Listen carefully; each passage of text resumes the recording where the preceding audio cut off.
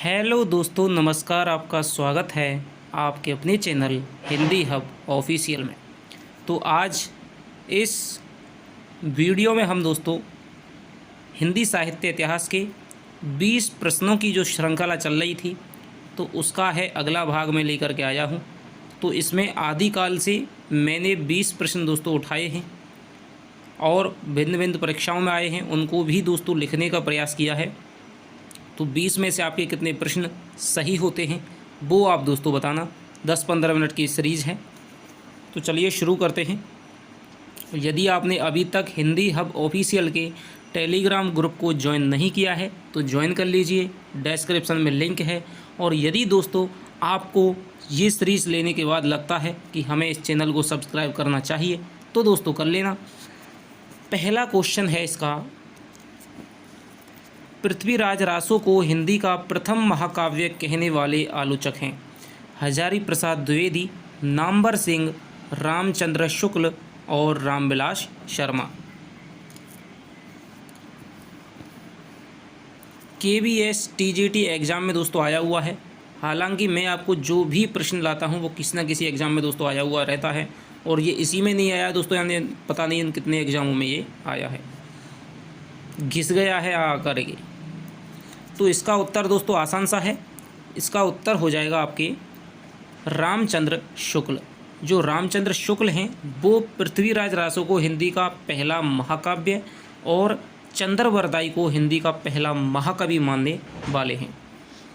अगला प्रश्न है आपका, सिद्ध और योगियों की रचनाओं का जीवन की स्वाभाविक अनुभूतियों और दशाओं से कोई संबंध नहीं, अतः वे शुद्ध साहित्य के अंतर्गत नहीं आती, यह विचार किसका है? मुनि जिनविजय, रामचंद्र शुक्ल, हजारी प्रसाद द्विवेदी, धीरेन्द्र वर्मा।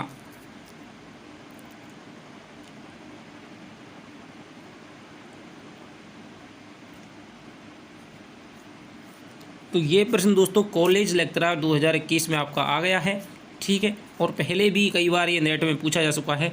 तो सिद्धों और जो नाथों की रचनाओं को सांप्रदायिक शिक्षा मात्र कहने वाले आलोचक हैं आपके रामचंद्र शुक्ल। इन्होंने सांप्रदायिक शिक्षा मात्र कह करके इन्होंने आदिकाल की समय सीमा से इस साहित्य को बाहर निकाल दिया है, क्योंकि इसमें रहस्यवाद की व्यक्ति मिलती है। कबीर के साहित्य का विवेचन नहीं किया क्योंकि इसमें रहस्यवाद मिलता है। छायावाद की तरफ भी इन्होंने कोई ध्यान नहीं दिया क्योंकि रहस्यवाद मिलता है। तो इसका उत्तर हो जाएगा आपके रामचंद्र शुक्ल। इनके बारे में दोस्तों बताना तो मैं बहुत चाहता हूं, लेकिन समय सीमाएं हैं, 10-15 मिनट की सीरीज़ है, तो मैं चाहता हूं कि जल्दी जल्दी से आपके क्वेश्चन हैं वो कर दें, क्योंकि हम किताब पढ़ते समय हिंदी साहित्य की कक्षाओं के अंतर्गत ही आपको बहुत बताता रहता हूं। तो जो दोस्तों रोज़ ले रहा है तो उसके लिए तो ये आसान से क्वेश्चन है। अगला है आपका, राहुल सांकृत्यायन के अनुसार चर्या गीत और दोहा कोश की रचना करने वाले पहले बौद्ध सिद्ध हैं? उत्तराखंड TGT में सरहपा, कंडपा, डोम्बिपा और कुकरिप्पा। ठीक है, कुकरिप्पा कर लीजिए।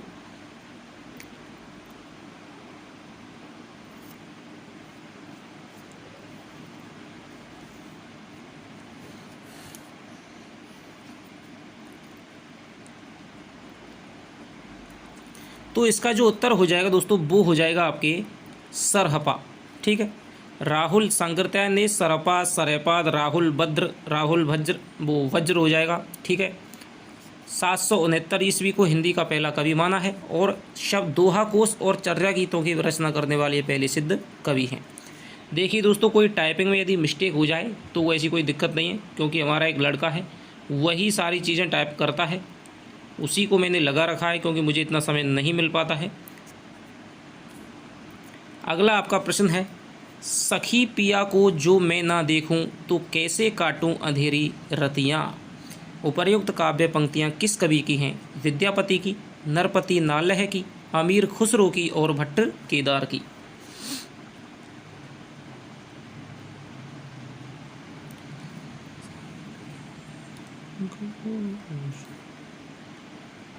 सखी पिया को जो मैं न देखूं तो कैसे काटूं अंधेरी रतियां, तो ये आप भाषा से देख करके लगा सकते हैं, हिंदी की खड़ी बोली के निकट है दोस्तों।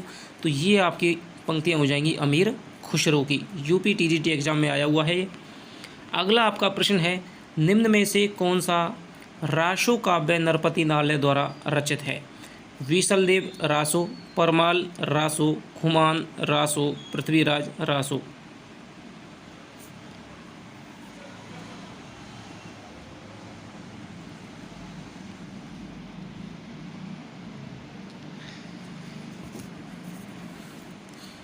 तो इनमें से हो जाएगा आपका, बहुत सरल सा क्वेश्चन है दोस्तों, बीसलदेव रासो है, एक श्रृंगारिक मुक्तक काव्य है। तो ये आपके नरपति नाले द्वारा रचित है। अगला आपका प्रश्न हो जाएगा, निम्न में से नाथ साहित्य की कौन सी विशेषता नहीं है? रामायण तथा महाभारत से संबंधित कथाओं का साहित्य में समावेश, चित्त शुद्धि और सदाचार में आस्था, गुरु महिमा और उलटवासियाँ। KVS TGT एग्जाम में आया हुआ प्रश्न है। तो इसका दोस्तों उत्तर आपने नाथ साहित्य मेरे साथ में यदि पढ़ा है तो आप आसानी से लगा लेंगे कि जो रामायण तथा महाभारत से संबंधित कथाओं का साहित्य में समावेश है, इसका यहाँ से नाथ साहित्य से दोस्तों कोई भी मतलब नहीं है, क्योंकि ये मतलब या तो दोस्तों जैन साहित्य में मिलता है, ठीक है। तो ये जैन साहित्य का आपका प्रधान कथा बिंदु है, जिन्होंने रामायण और महाभारत की कथाओं को अपने जैन धर्म के सांचे में ढाल करके उन्होंने व्याख्यायित किया था। तो ये उसका उत्तर हो जाएगा। जबकि चित्त शुद्धि सदाचार में आस्था नाथों का दोस्तों प्रधान है, गुरु की महिमा है, विशेष है साहब, उलटवासियाँ हैं, आगे भक्त कबीर में मिलते नाथों से अपनाई गई हैं, तो उलटवासियाँ भी है। तो इसका जो उत्तर हो जाएगा वो हो जाएगा आपका पहला। अपभ्रंश के जो नमूने हमें पद्यों में मिलते हैं वे उस काव्य भाषा के हैं जो पुरानेपन के कारण बोलने की भाषा से कुछ अलग दिनों तक, आदिकाल के अंत क्या कुछ उसके पीछे पीछे तक पोथियों में चलती रही। उपर्युक्त कथन किसका है? राहुल सांकृत्यायन, रामचंद्र शुक्ल, हजारी प्रसाद द्विवेदी और Namvar Singh. RPSC first grade exam में आया हुआ है।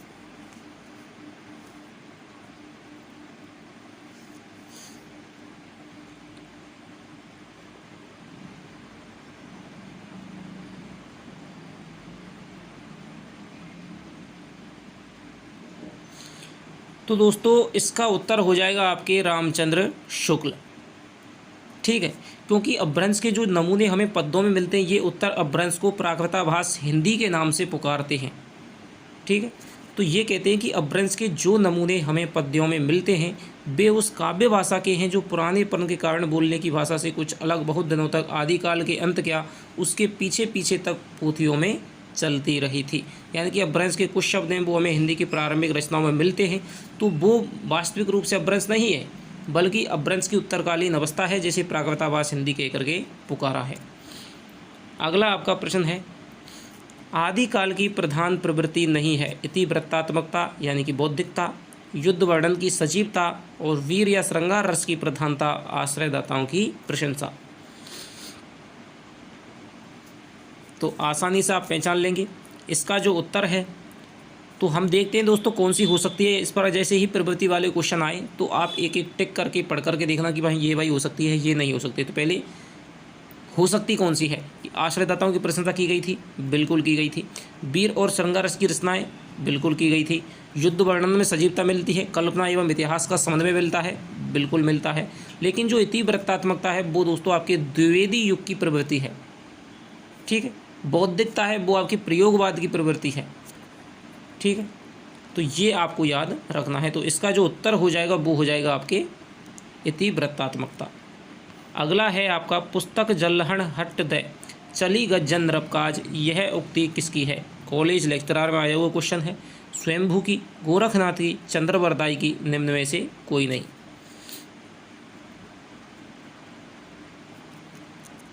तो आराम से मैंने दोस्तों आपसे एक बार ये पूछा भी था। तो ये आपकी जो पंक्ति है वो है आपकी चंद्रवरदाई की।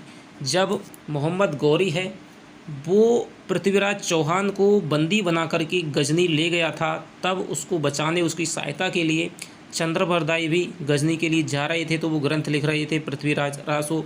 तो उसको उन्होंने इनके अपने पुत्र हैं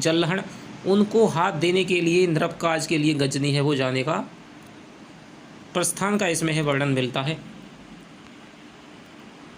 पुष्पदंत की कौन सी रचना है जिसमें 24 तीर्थंकरों के जीवन चरित्र का वर्णन मिलता है? केंद्रीय विद्यालय में आया हुआ है। जसहर चरिऊ, लय कुमार चरिऊ, आदि पुराण और महापुराण।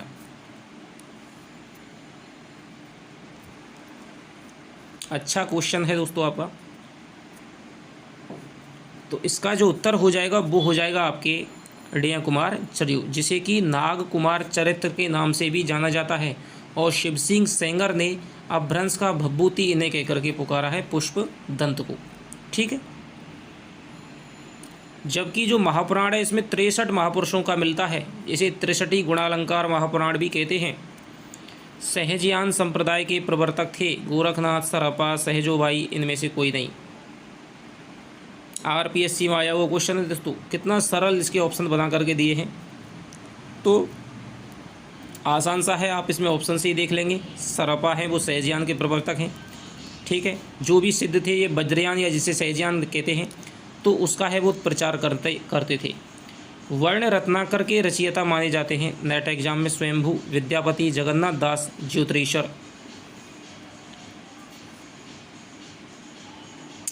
तो दोस्तों वर्ण रत्नाकर है वो आपकी गद्य का ग्रंथ है। इसके जो रचयिता हैं वो है आपके ज्योतिरीश्वर ठाकुर। अगला आपका प्रश्न है, मिस्र बंधुओं द्वारा लिखा गया मिस्र बंधु विनोद कितने भागों में है? 2, 3, 4 और 6।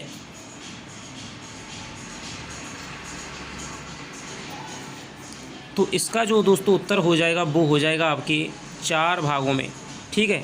प्रथम जो 3 भाग हैं वो तो आपके 1913 में आ गए थे, और जो चौथा भाग है वो आपके आया था 1934 में। ठीक है। तो मिस्र बंधुओं ने लगभग 5000 कवि, ठीक है, उनको लेकर के इतिहास लिखा था। मिस्र बंधु विनोद प्रथम 3 भाग 1913 में प्रकाशित हुए थे, और चौथा भाग है वो आपके 1934 में प्रकाशित हुआ। वसंत विलास 84 छंदों का काव्य है। श्रृंगारिक काव्य है, वीर काव्य है, भक्ति काव्य है, या फिर आपका नीति काव्य है?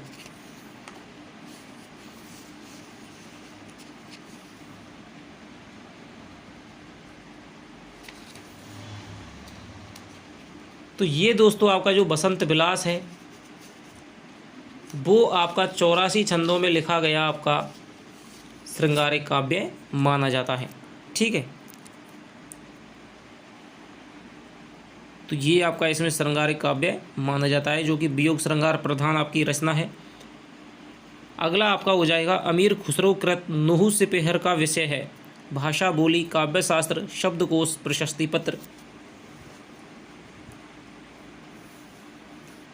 तो इसका जो उत्तर हो जाएगा वो हो जाएगा आपकी भाषा या बोली से संबंधित है इनका नुहू शिपहर। ठीक है। भाषा या बोली से।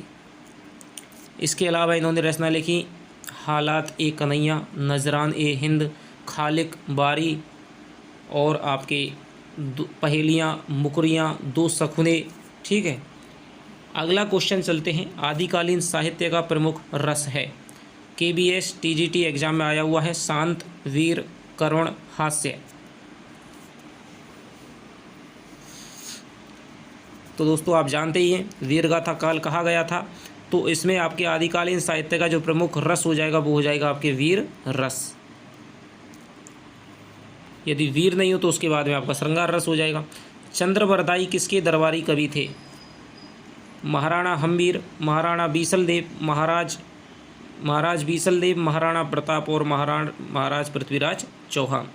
तो आसान सा क्वेश्चन है दोस्तों, अभी इस पे मूवी भी आई है अक्षय कुमार की। तो महाराज पृथ्वीराज चौहान किस किस ने देख ली है वो कमेंट में दोस्तों लिख करके बताना। सिद्धों की साधना में शून्य परक तत्व था, शून्य का पूरक तत्व था UGC नेट में वज्र, अग्नि, चित्र और ज्ञान।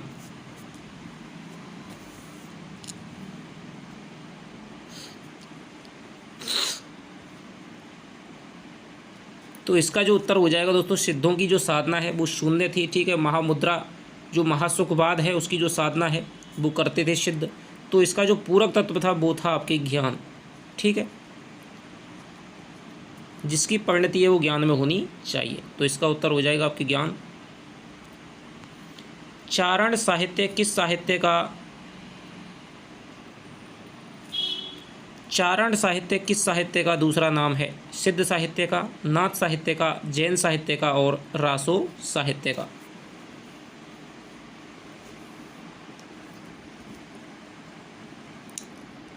तो इसका जो उत्तर होगा दोस्तों, आप आसानी से जान सकते हैं कि चारण साहित्य है। चारण कवि अपने आश्रयदाताओं की वीर रसात्मक उक्तियों में प्रशंसा करते थे। तो इसका जो उत्तर हो जाएगा वो हो जाएगा आपके रासो साहित्य।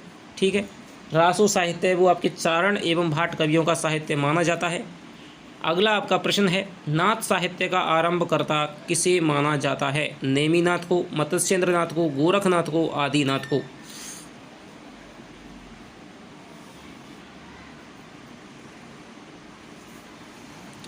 तो जो नाथ साहित्य का आरंभ करता है वो आपके सीधे से दोस्तों आपके जो नाथ साहित्य हैं वो आपके माने जाएंगे गोरखनाथ। हालांकि इनसे पहले आ गए थे आदिनाथ है, वो शिव को कहा जाता है। और आपके मत्स्येंद्रनाथ है वो गोरखनाथ के गुरु थे। मच्छंदरनाथ, जाग मच्छंदर गोरख आयो, इन्हें अब चारित्रिक पतन से भी बचाया था। उसके बाद में गोरखनाथ आ जाएंगे। उसके बाद में आपके